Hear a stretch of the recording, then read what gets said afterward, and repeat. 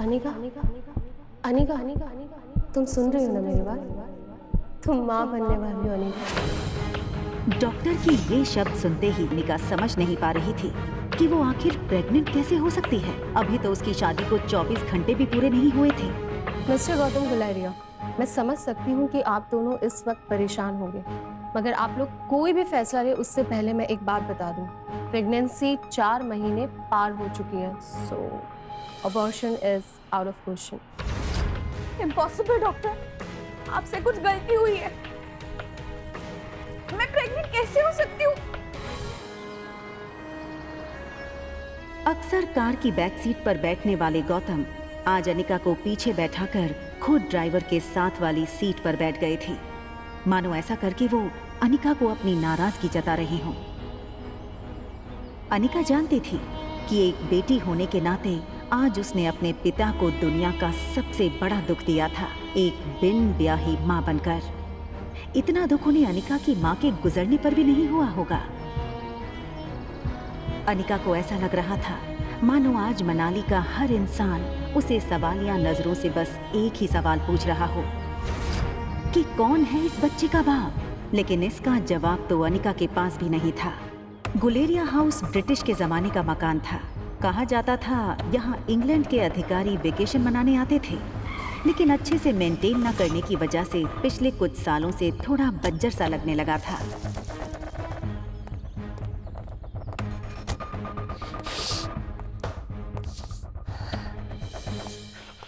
अनिका कमजोर शरीर और भारी कदमों से गौतम के पीछे पीछे घर में दाखिल हुई। बिन माँ की पली बड़ी अनिका को आज सबसे ज्यादा जरूरत थी तो उसके पापा के इमोशनल सपोर्ट की। मुश्किल से एक मौका मिला था हमें हमारी जिंदगी फिर से बेहतर बनाने का। नसीब वाली थी तुम जो तुम्हारी डोगरा खानदान के इकलौते वारिस कुणाल डोगरा से शादी हुई थी। You know, कितने पावरफुल लोग हैं। मनाली का सबसे पावरफुल खानदान डोगराज। हमारे सारे कर्ज, पेंडिंग कोर्ट केस, हमारी हर तकलीफ से हमें बाहर निकाला था उन लोगों। लेकिन शादी के 24 घंटे में ही तुमने हमारी जिंदगी वापस से जहन्नुम बना दी। उन लोगों को अगर तुम्हारे इस कारनामे के बारे में पता चलेगा तो पता नहीं क्या होगा। और तुम्हारी छोटी बहन कामिनी, उससे कौन शादी करेगा? भले ही वो तुम्हारी सौतेली बहन हो, लेकिन तुम्हारे इस कारनामे की वजह से उसकी भी तो बदनामी होगी।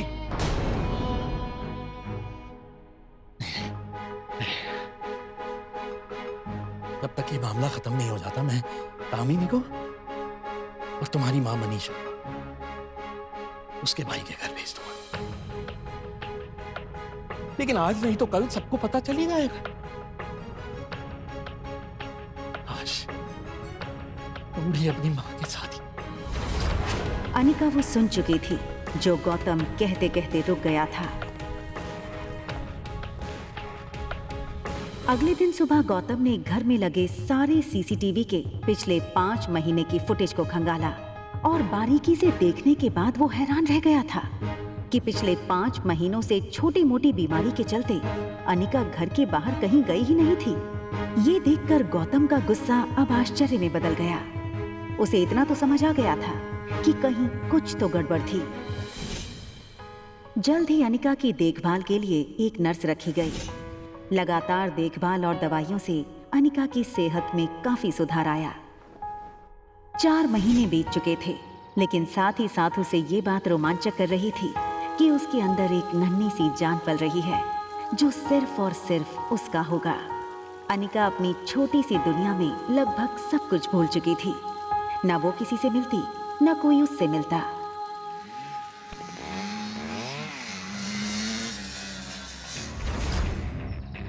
अनिका ने जैसे ही लड़की को देखा, उसकी धड़कन मानो डर और टेंशन से तेज हो गई।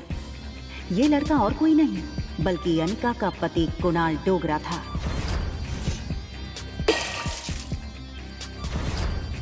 कुणाल की शादी अनिका से भले ही उसकी मर्जी के खिलाफ करवाई गई थी, लेकिन अपनी बीवी की कोख में किसी और का बच्चा देखना कोई भी मर्द बर्दाश्त नहीं कर पाए। कुणाल शादी के मंडप से सीधे दिल्ली अपने कॉलेज की पढ़ाई करने चला गया था और वहीं पहुंचकर शादी के दूसरे दिन उसे अनिका की प्रेगनेंसी की खबर मिली थी। अरे कुणाल बेटा, आज अचानक से तुमने फोन किया कि तुम्हारे कॉलेज की तुम्हारी छुट्टियां शुरू हो गई क्या? कमाल है, 4 महीने के बाद मैं घर आना, अपने दामाद को इस तरीके से वेलकम करेंगे। और वैसे भी बहुत कुछ बदल गया है अब यहाँ पे।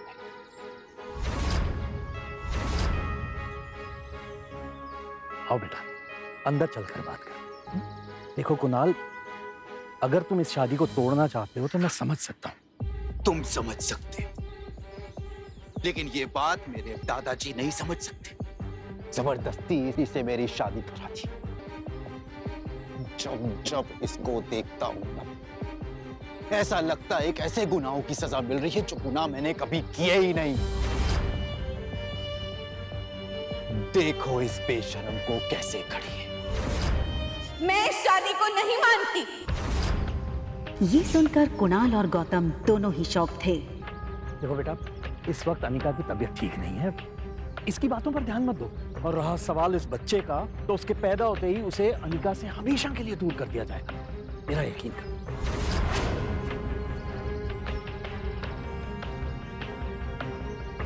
ठीक उसी पल अचानक से अनिका के पेट में जोरों से दर्द शुरू हो गया। दर्द के मारे एक झटके में अपनी पीठ के बल गिरी। अनिका, मम्मा मम्मा मम्मा, प्लेन लैंड होने वाला है। देखते ही देखते आज 6 साल बीत चुके थे और सामने थी उसकी 6 साल की बेटी रिया। रिया का मासूम चेहरा और उसकी खूबसूरत कत्थई आंखें देखकर अनिका की जान में जान आई। मम्मा, क्या हम पापा को ढूंढने जा रहे हैं मनाली?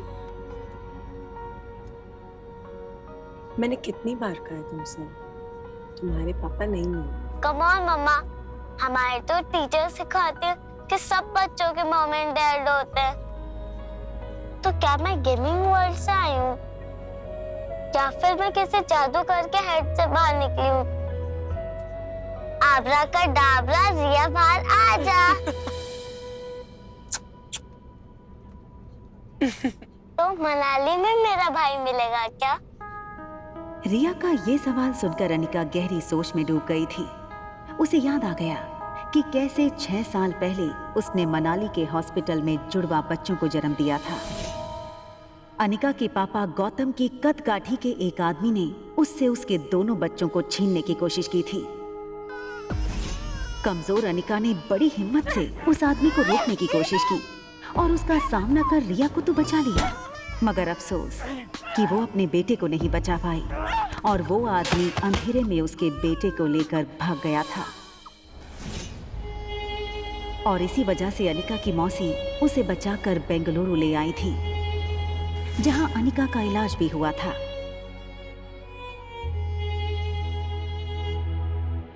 हालांकि इन 6 सालों में अनिका पूरी तरह से बदल चुकी थी।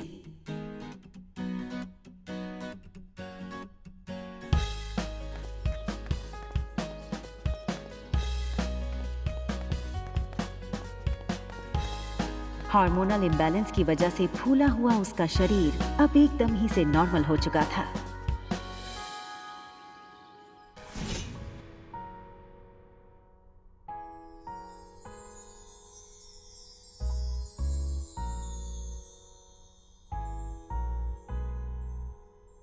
कितनी खूबसूरत लग रही हो तुम।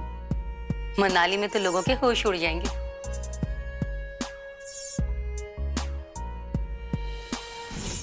फ्लाइट अटेंडेंट हो या फ्लाइट के अन्य यात्री, सब लोग आते जाते अनिका पे एक नजर जरूर डालते। और डालते भी क्यों नहीं, शिफॉन की साड़ी में अनिका किसी भी फिल्मी एक्ट्रेस से कम नहीं लग रही थी। Excuse me, ma'am. Is there anything I can bring for you?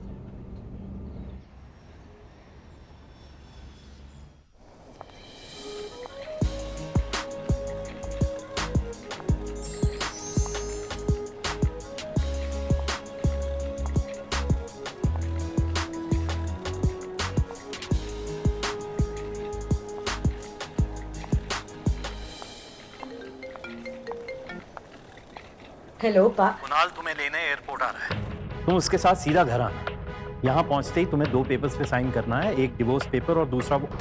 इतना कहकर गौतम अटक गया और फिर कुछ सोचकर उसने आगे कहा, खैर तुम घर आओ, यहाँ पहुंचते ही मैं तुम्हें सब समझाता हूँ।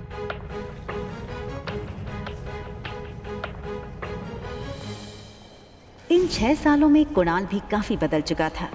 अब वो एक कॉलेज स्टूडेंट नहीं रहा था, बल्कि एक बिजनेसमैन था। आज तक इस दुनिया में किसी भी इंसान को अपने डिवोर्स पे इतनी खुशी नहीं हुई होती जितनी खुशी मुझे हो रही है आज। कैसे भी करके आज अपने डिवोर्स पेपर पे साइन करवा लूंगा। आप फिक्र मत कीजिए सर, आज मैं सुबह सुबह माता के दर्शन करके निकला हूँ और मैंने भगवान से प्रार्थना की है कि आज आपकी हर मनोकामना पूरी हो। आप चिंता मत कीजिए, आज आपके पेपर साइन हो ही जाएंगे। अच्छा सुन, जब जब मैं उसको देखता हूं ना, मेरा मूड ऑफ हो जाता है। आज मेरा मूड अच्छा है और दिन भी, तो अपना मूड ऑफ नहीं करना चाहता हूं मैं। एक काम कर, घूम के खड़ा हो जाता हूँ। भले उसने तुझे नहीं देखा है, तेरे हाथ में जब ये बोर्ड देखेगी तो तेरे पास खुद ब खुद चली आएगी। सीधा कर ले बोर्ड को।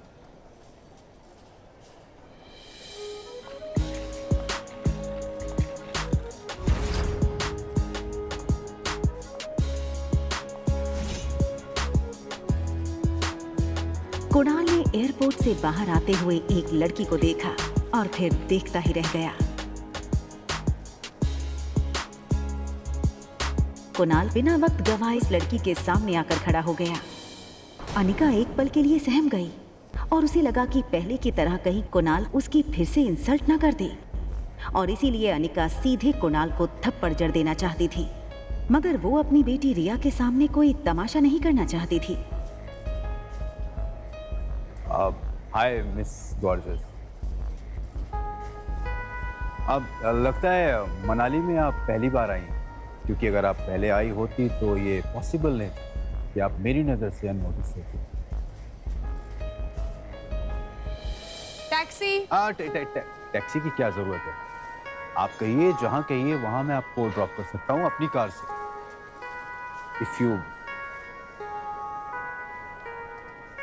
अरे ये छोटी सी गुड़िया कौन है? हाँ, लगता है ये आपकी छोटी बहन है।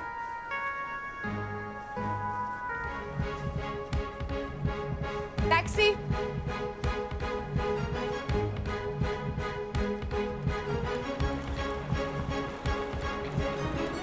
टैक्सी वहां से निकलने ही वाली थी कि तभी कुणाल ने टैक्सी रोकी। आप अपना नाम तो बता दीजिए। ये सुनकर अनिका ने बिना किसी भी हाव भाव से धीरे से कहा, अनिका गुलेरिया।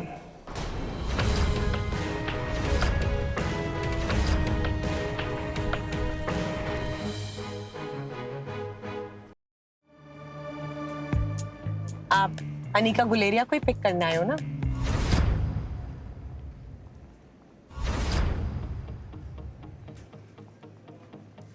अरे वो उसको मैं टैक्सी में भेज दूंगा। एक काम करिए, आप दोनों मेरे साथ मेरी कार में चलिए, मैं ड्रॉप कर दूंगा आप लोग।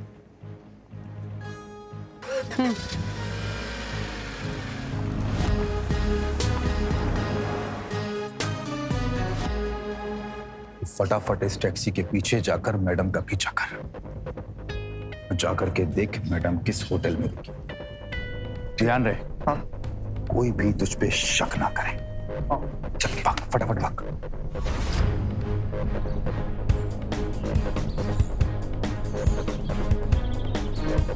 अगले 1 घंटे में अनिका की टैक्सी मनाली की सबसे बड़ी 5 स्टार होटल पैराडाइज इंटरनेशनल में दाखिल हुई। रुकिए। लेकिन उसका पीछा कर रहे राजू को होटल के मेन गेट पर ही रोक दिया। होटल का प्रीमियम इंटीरियर्स और फर्नीचर्स, आकर्षित एम्बियंस और वेलकमिंग स्टाफ को देखकर समझ आ रहा था कि क्यों देश विदेश से आए टूरिस्ट्स मनाली के इस शानदार होटल में रहना पसंद करते थे।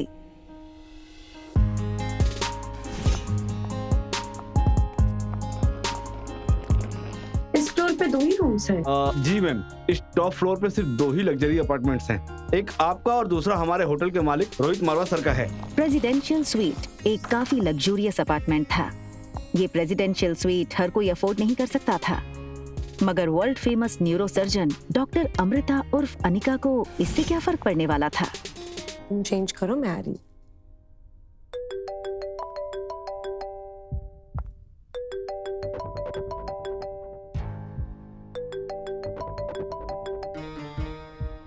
Hello Anika, what kind of behaviour is this?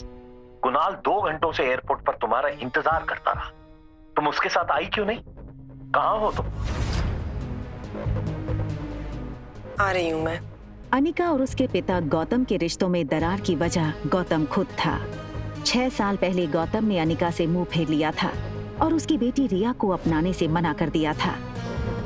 इन 6 सालों में गौतम ने कभी भी अनिका को याद नहीं किया और आज उससे डिवोर्स पेपर साइन करने के लिए बार बार कॉल किए जा रहे हैं। लेकिन डिवोर्स पेपर के साथ साथ गौतम अनिका से कुछ और भी चाहता था। लेकिन क्या? तभी अनिका के फोन पर उसकी असिस्टेंट राजलक्ष्मी का फोन आया। हेलो मैडम, आशा करती हूँ आपकी फ्लाइट सेफ और कंफर्टेबल रही होगी और आपकी नींद भी पूरी हुई होगी। अब ये बताओ, एक्टिंग करने के लिए फोन किया या कोई नई बात बताने के लिए? अरे फिर से वो बिजनेस टाइकून रोहित मारवा का मेल आया था। वो अपनी दादी माँ का इलाज देश की सबसे बड़े न्यूरोसर्जन डॉक्टर अमृता यानी आपसे करवाना चाहता है। इस वक्त तो मनाली में ही है। आप भी मनाली में, तो मैंने सोचा क्या मैं अपॉइंटमेंट फिक्स कर दूं? नहीं नहीं, बिल्कुल नहीं। ये बड़े लोग अपने बड़े बुजुर्गों की चिंता का सिर्फ ढोंग करते हैं। इनका असली मकसद ना कुछ और ही होता है। बड़े बुजुर्गों की प्रॉपर्टी, उनका बिजनेस और पता नहीं क्या क्या। हमें इनसे दूरी रहना चाहिए। Okay, as you wish. वैसे एक बात बता दूं, मैंने सुना है कि रोहित मारवा की पर्सनालिटी काफी डैशिंग है। टॉल, डार्क, हैंडसम और इतनी कम उम्र में इतना बड़ा बिजनेस टाइकून।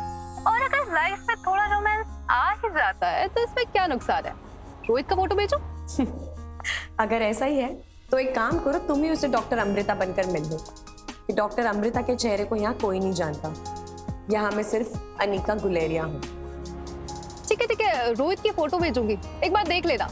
अनिका हंसते हुए फोन काट देती है, लेकिन इसके पहले कि अनिका लिफ्ट के अंदर जा पाती, तभी अनिका को लगा जैसे मानो उसके पीछे कोई खड़ा हो। अनिका ने जैसे ही पीछे मुड़कर देखा तो वो हैरान हो गई।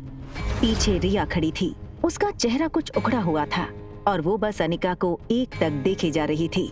अनिका को लगा कि रिया नींद से अचानक उठकर उसने अनिका को पास नहीं देखा होगा, इसलिए ऐसे खड़ी हो गई होगी। मम्मा जल्दी वापस आ जाएगी और आते हुए ना आपकी फेवरेट चॉकलेट आइसक्रीम ले आएगी, ठीक है? आप जाओ कमरे में और आराम करो या अपनी फेवरेट वीडियो गेम खेल लो, ठीक है?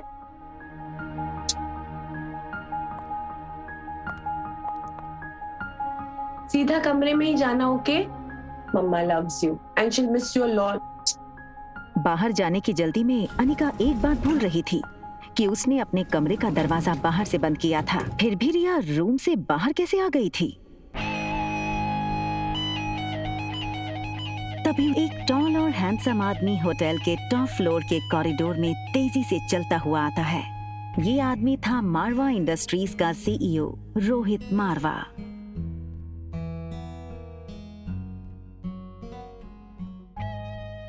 बेटा, तुमसे कितनी बार कहा है कि बिना बताए रूम से बाहर मत निकलना। मेरी बात सुनते क्यों नहीं आ रही? जिस लड़की को रिया समझकर कुछ ही पल पहले अनिका ने बात की थी, वो बच्चा रिया नहीं बल्कि आर्यन था। रोहित मारवा का इकलौता बेटा आर्यन, मारवा इंडस्ट्रीज का इकलौता वारिस। और इन सब में सबसे मजेदार बात ये थी कि रोहित का बेटा आर्यन और अनिका की बेटी रिया दोनों की शक्लें एक दूसरे से हूबहू मिलती जुलती थीं और रिया अभी भी अनिका के कमरे में सो रही थी। तुम्हारा ध्यान कहाँ है आर्यन? मैं तुमसे बात कर रहा हूँ, चलो अंदर। मुझे चॉकलेट आइसक्रीम चाहिए। ये सुनकर रोहित थोड़ा हैरान हो गया। हमेशा गुमसुम और गुपचुप रहने वाला आर्यन का बर्ताव आज रोहित को कुछ अजीब लग रहा था। आर्यन के गाल पर लिपस्टिक का निशान देखकर रोहित हैरान हो गया।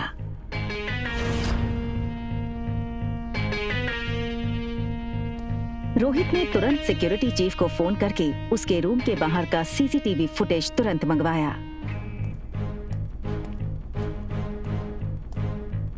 फुटेज में रोहित ने जो देखा वो देखकर वो दंग हो गया। आर्यन एक ऐसा बच्चा था जो किसी अजनबी से तो दूर बल्कि रिश्तेदारों से भी ज्यादा बात नहीं करता था, ना ही उसके पापा के अलावा किसी के साथ मिक्स होता था। लेकिन सीसीटीवी में आर्यन ने एक बिल्कुल अजनबी औरत को अपने पास आने दिया, यहाँ तक कि उसे किस भी करने दिया। ये बात रोहित को बड़ी अजीब लगी।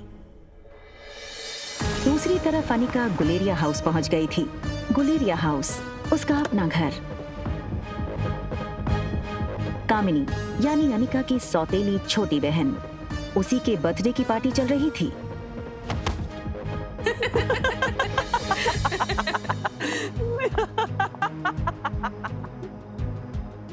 जैसे ही उस लड़की को अनिका ने देखा, उसे याद आया कि वो लड़की उसकी बुआ की बेटी प्रीति है। अगले साल मिस हिमाचल बनोगी और उसके बाद मिस इंडिया। क्या तुम अभी भी कहोगी कि तुम्हारी अनिका दीदी मुझसे ज्यादा खूबसूरत है? हाँ, अनिका दी सबसे ज्यादा सुंदर है। अच्छा, तो एक काम करते हैं, वोटिंग करते हैं। तो आप लोग वोट करोगे ज्यादा खूबसूरत कौन है, ठीक है? ये बात कहकर कामिनी ने अपने एक दोस्त से सिगरेट जलाने का लाइटर लिया और उससे अनिका की फोटो जला दी।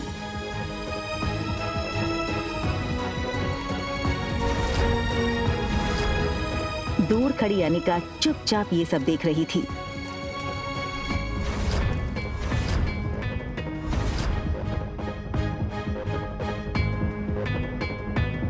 सो गाइस, आप वोटिंग के साथ तैयार हैं? तो बताओ मुझे कितने वोट? कामिनी, कामिनी, कामिनी, कामिनी, कामिनी, कामिनी, कामिनी, कामिनी। बेचारी प्रीति, सारे वोट्स तो मुझे ही मिल गए और तुम हार गई।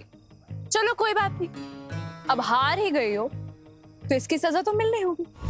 तो तुम्हारी सजा ये है कि तुम्हारी इस खूबसूरत मोटी दीदी की फोटो तो मैंने इस जूस के ग्लास में डाल दी, तो बस तुम्हें अब इसे पीना है।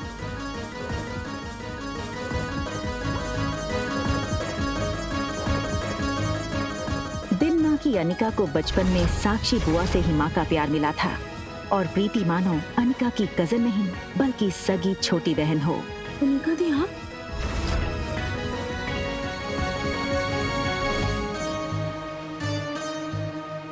हार और जीत का फैसला खेल खत्म होने के बाद होता है और खेल अभी खत्म नहीं हुआ है। अरे यार, ये अनिका इतनी खूबसूरत कैसे लग रही है? हाँ यार, किसी फिल्म की हीरोइन जैसे लगने लगी है। Oh my God, she looks so sexy. जीत किसकी हुई है ये तो पक्का हो गया है, तो अब जो सजा तय करी थी वो पूरी कर ली जाए। चलो पी लो। और तभी ग्लास टूटने की आवाज सुनकर गौतम और अनिका की सौतेली माँ मनीषा वहां आ गए। पापा, मम्मा देखो ना, ये अनिका मेरी बर्थडे पार्टी में आकर मेरी पार्टी खराब करना चाहती। मैंने तो बस इसे इतना कहा कि तुमने अपना वजन कैसे घटाया, और ये कहने लगी कि मैं तुमसे काफी खूबसूरत हूँ और तो तुम्हारी औकात ही क्या है मेरे साथ। सबके सामने मेरी इज्जत थी। पापा बस करो अनिका, बहुत तमाशा हो गया। एक डिवोर्स पेपर पे साइन करने के लिए और कितना नाटक करोगी तुम? हमारे साथ अंदर आओ, तुमसे कुछ जरूरी बात करनी है।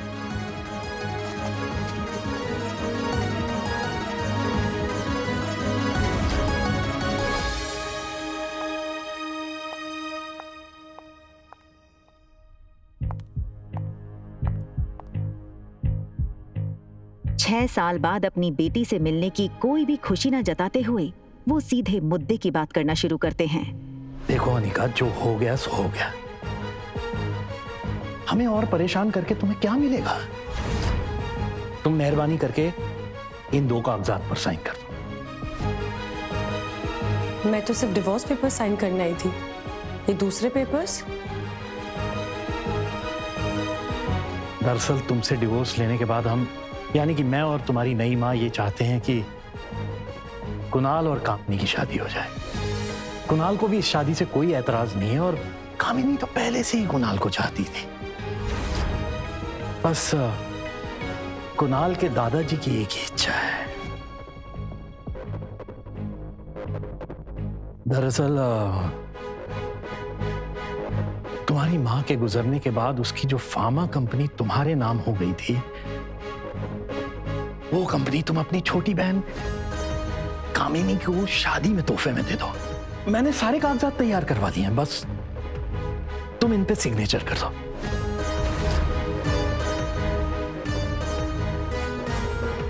वो कभी सोच नहीं सकती थी कि डोगरा खानदान के साथ रिश्ता बनाए रखने के लिए उसके पापा इतना नीचे गिर सकते हैं।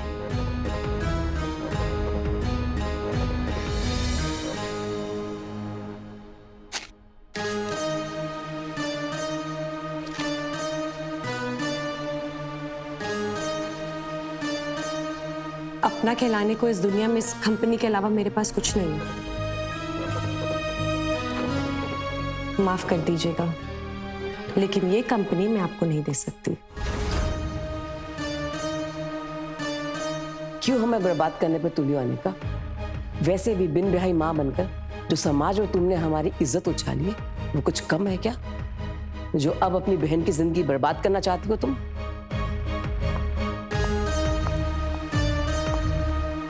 तुम्हें क्या लगता है कि अगर तुम कंपनी मेरे नाम नहीं करोगी तो कुणाल मुझसे शादी नहीं करेगा?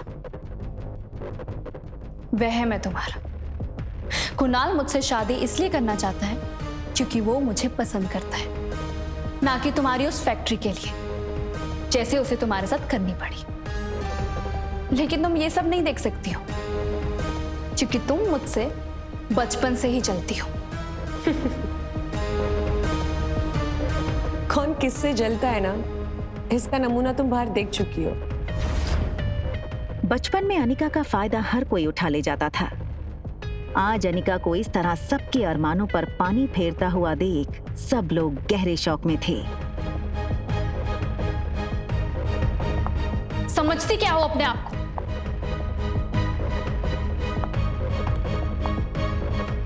वजन घटाया है तो जुबान लड़ाना भी सीख गई हो क्या? चाहे कुछ भी कह लो, मैं कल भी तुमसे ज्यादा खूबसूरत थी और हमेशा तुमसे ज्यादा खूबसूरत रहूंगी। दिखने में भी आगे और पढ़ने में भी आगे। कुछ ही सालों में मैं डॉक्टर बन जाऊंगी।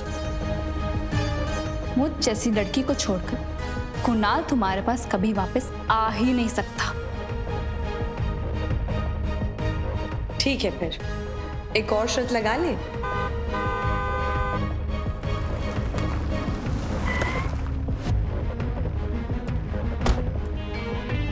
2 घंटा इसने मुझे एयरपोर्ट पे वेट कराया। अनिका, कहाँ हो तुम?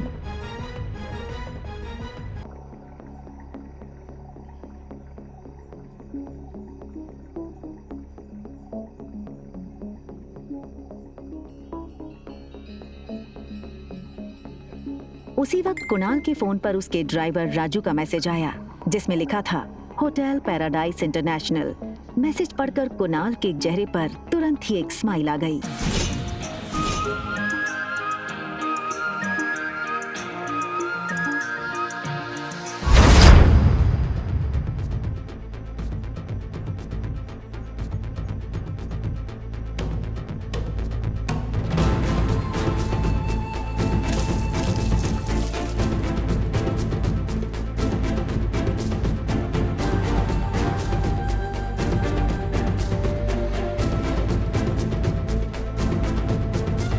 ओके फाइन, क्या चाहती हो तुम?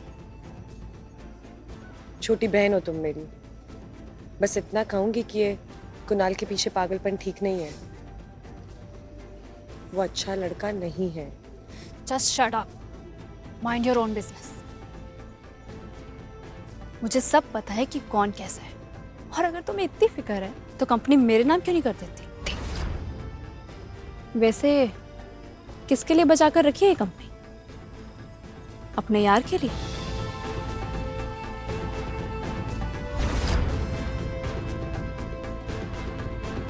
अनिका गुस्से में निकल गई।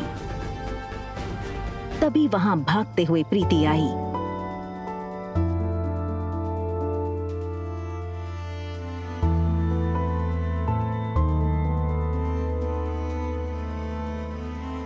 अनिका ने प्यार से प्रीति के गाल पर हाथ फेरा और फिर चली गई।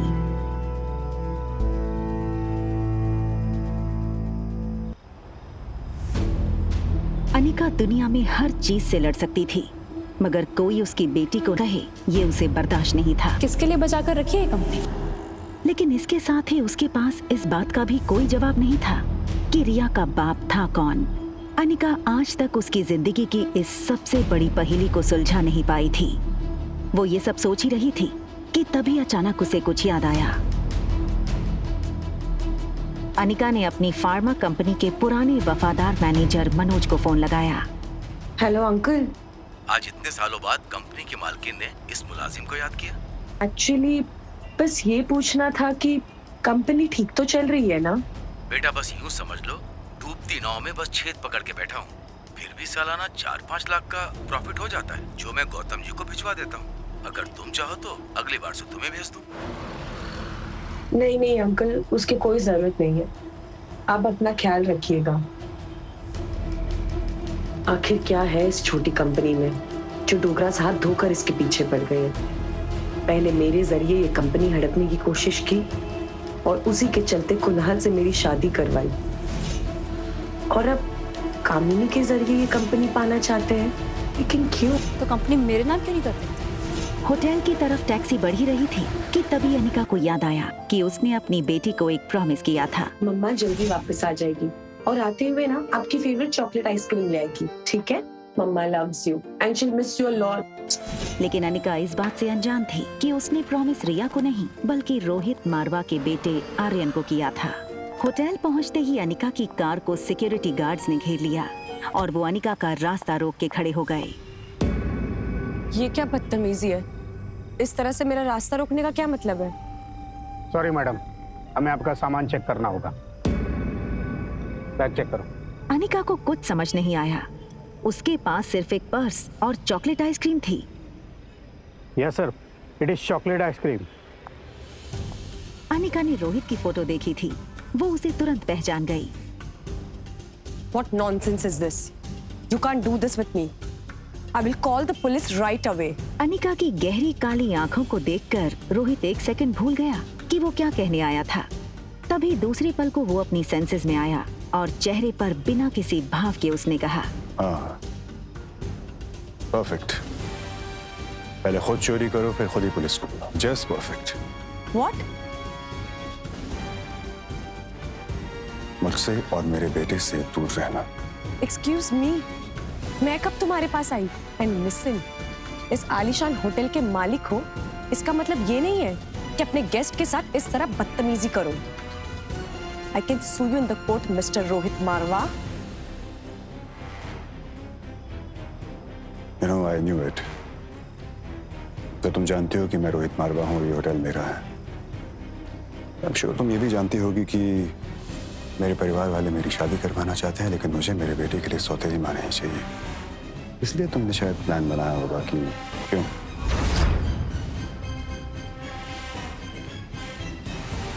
Just stay away from my son. Right?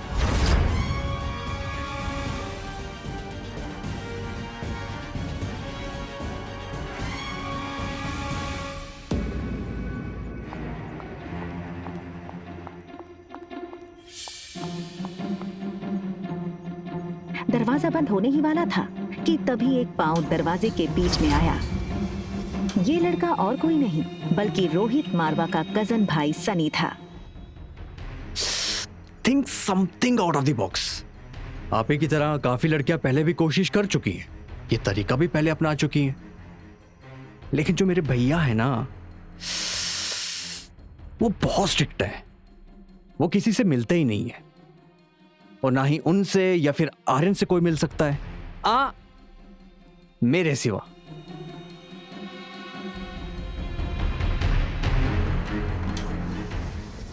दूसरी तरफ गुलेरिया हाउस में पार्टी लगभग खत्म हो गई थी। आई एम सो हैप्पी कि कुणाल ने आज की पार्टी एंजॉय की। कंग्रेचुलेशंस बेटा। आज कामिनी के बर्थडे के मौके पर मेरी तरफ से तुम दोनों के लिए तोहफा। Thank you very much. बहुत जल्द हम तुम दोनों की शादी पक्की कर देंगे।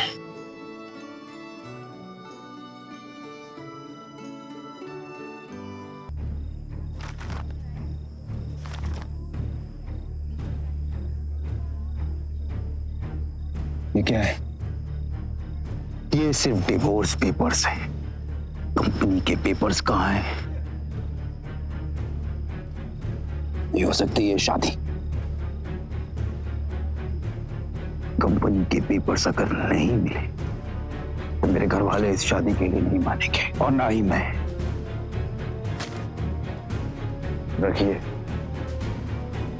चलो।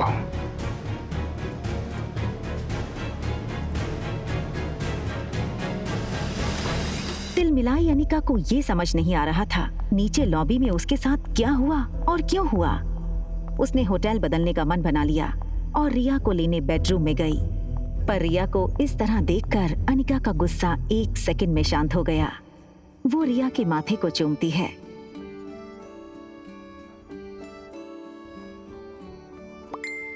तभी उसके फोन में एक नोटिफिकेशन आया। अनिका ने मोबाइल चेक किया तो देखा कि उसके डॉक्टर अमृता नाम वाले मेल बॉक्स में रोहित मारवा का मैसेज आया था। और मीट यू अर्जेंटली। एक पेशेंट है जिसका दिमाग का ऑपरेशन करवाना है, जो सिर्फ आप कर सकती हैं।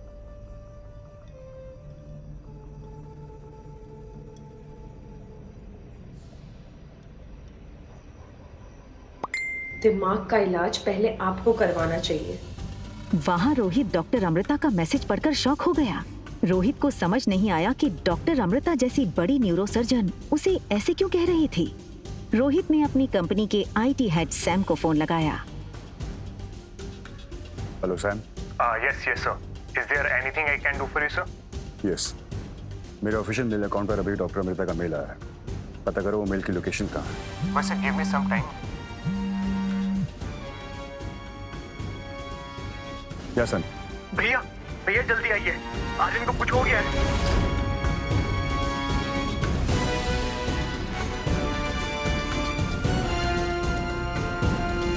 रोहित ने लिफ्ट में टॉप फ्लोर का बटन दबाया, मगर आज उसे अपनी लिफ्ट की स्पीड बहुत स्लो लग रही थी। आर्यन पर जरा सी तकलीफ आए तो रोहित बर्दाश्त नहीं कर सकता था। सनी दरवाजे पर रोहित का इंतजार कर रहा था।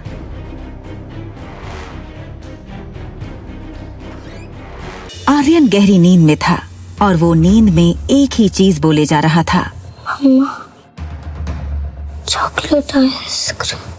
मम्मा, चॉकलेट आइसक्रीम। रोहित के लिए ये चीज बहुत शॉकिंग थी। रोहित ने आर्यन को माँ और बाप दोनों का प्यार दिया था, फिर आज ये अचानक आर्यन नींद में अपनी माँ को क्यों याद कर रहा था। ब्रो, मैंने ना इंटरनेट पे एक वीडियो देखा था जिसमें एक लेडी 7 साल के बच्चे को ये यकीन दिलाती है कि पिछले जन्म में वो उसका बेटा था, और वो बच्चा अपनी असली माँ को छोड़कर उस लेडी के साथ चला जाता है। तुम कहना क्या चाहते हो? ब्रो, उस सामने वाली ब्यूटीफुल सी दीदी, उनसे मिलने के बाद आर्यन का बिहेवियर काफी चेंज हो गया है। तुमसे कितनी बार कहा है कि टेक्नोलॉजी का सही इस्तेमाल किया करो। दिन भर या तो वीडियो गेम्स खेलते रहते हो या फिर ये वाहियात वीडियोस देखते रहते हो। तुम्हारे भी सोने का वक्त हो गया, जाके सो जाओ। सनी की बात रोहित के दिल में शक गड़ा चुकी थी। क्या सचमुच वो लड़की आर्यन के इमोशंस के साथ खेलकर उस तक पहुंचना चाहती थी, या वो सिर्फ एक कोइंसिडेंस था। एक तरफ आर्यन के मुंह से मम्मी सुनकर रोहित परेशान था और दूसरी तरफ अनिका सोच रही थी कि आखिर उसके खोए हुए बेटे को कैसे ढूंढे, किससे मदद मांगे। इन 6 सालों में अनिका ने सारे गुमशुदा बच्चों की पूरी जानकारी इकट्ठा की हुई थी। अनिका उस इंसान तक पहुंचना चाहती थी जिसने उसके बेटे को हॉस्पिटल से किडनैप किया था, लेकिन कोई भी सुराग उसके हाथ नहीं लग रहा था। एक बार उसने बैंगलोर से कॉल करके मनाली पुलिस को कंप्लेंट की थी, मगर छानबीन में पाया गया कि ना तो हॉस्पिटल में उसके जुड़वा बच्चे पैदा होने का कोई रिकॉर्ड था और ना कोई गवाह था, जिससे ये साबित होता कि अनिका ने जुड़वा बच्चों को जन्म दिया था। मैडम, जो बच्चा कभी जन्मा ही नहीं, वो गायब कैसे हो सकता है? वो ये सब सोच ही रही थी, तभी अनिका को याद आया कि उसकी स्कूल का एक दोस्त पंकज इन दिनों मनाली पुलिस में सब इंस्पेक्टर है। हेलो पंकज, अनिका बोल रही हूँ। Hi Anika, how are you? Anika ने पंकज को अपनी कहानी बताई कि कैसे एक आदमी ने डिलीवरी के तुरंत बाद हॉस्पिटल से उसका बच्चा चुराया था। प्लीज कुछ करो ना, कोई तो रास्ता होगा जिससे मैं अपने बेटे तक पहुंच सकूं। पंकज पहले से ही इस केस से वाकिफ था। देखो अनिका, ऑफिशियली मैं तुम्हारी कोई मदद नहीं कर सकता, क्योंकि कहीं भी कोई भी ऐसा रिकॉर्ड नहीं है जिससे ये साबित हो कि तुम्हारे छुड़वा बच्चे हुए थे। I am really sorry Anika. Anika का दिल बैठ सा गया। उसके बेटे तक पहुंचने की उसकी उम्मीदें कम होती नजर आ रही थीं। देखो अनिका, मैं एक बात कह सकता हूँ ऑफ द रिकॉर्ड। मनाली में जितने भी बुरे काम होते हैं, चाहे वो किडनैपिंग ही क्यों ना हो, उन सब के पीछे कहीं ना कहीं तुम्हारे ससुराल वालों का हाथ होता ही होता है। डोगरा खानदान। पंकज के फोन रखने के बाद से अनिका गहरी सोच में डूब गई कि डोगरा खानदान से उसके बेटे की इंफॉर्मेशन आखिर कैसे निकाली जाए। तभी उसे एक आइडिया आया और उस आइडिया का नाम था Kunal Dogra. Hi miss gorgeous.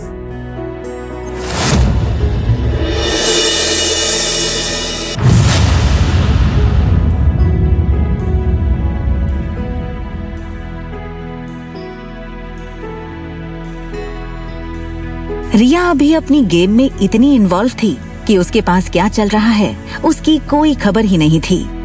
देखो बेटा, मम्मी 2-3 घंटे में आ जाएगी। अगर किसी भी चीज की जरूरत पड़े ना तो होटल के रूम सर्विस को कॉल कर देना। ओके? Bye bye. रिया छोटी थी लेकिन अपनी उम्र के बच्चों से काफी ज्यादा स्मार्ट थी। उसको अक्सर अकेली रहने की आदत थी।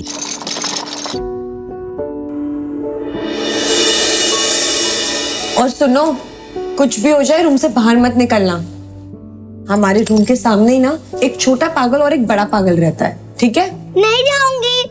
Love you. Bye bye.